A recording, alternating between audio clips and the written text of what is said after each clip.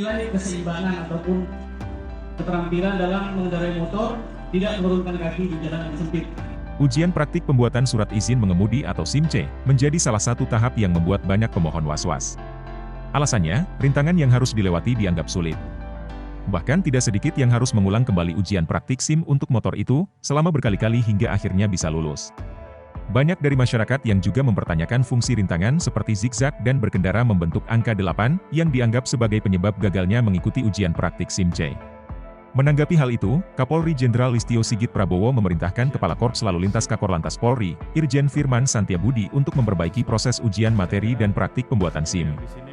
Kapolri mengingatkan jajarannya, untuk membuat ujian materi pembuatan SIM supaya menghargai keselamatan para pengguna jalan dan memiliki keterampilan saat mengendarai kendaraannya.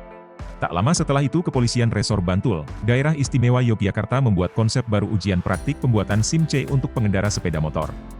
Di dalam konsep baru uji praktik SIM-C Polres Bantul ini, peserta tak perlu melintasi jalur zigzag dan jalur angka 8. Kepala Polres Bantul AKBP Ihsan menjelaskan, konsep baru ujian SIM-C itu menekankan kompetensi berkendara dari 3 aspek, yakni pengetahuan, keterampilan, dan perilaku. Selain itu, ujian SIM ini menjadi sarana edukasi bagi warga mengenai rambu-rambu lalu lintas.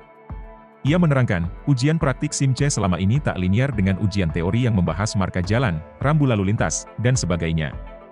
San pun menilai konsep baru uji praktik SIM kendaraan sepeda motor roda 2 ini lebih praktis daripada ujian yang saat ini diterapkan. Sebab, ujian praktik akan dilaksanakan dalam satu rangkaian. Ujian praktik SIM untuk kendaraan bermotor roda 2 itu akan diusulkan ke Mabes Polri, dengan harapan bisa diterapkan secara nasional. Hal tersebut kemudian juga mendapat tanggapan positif dari warganet.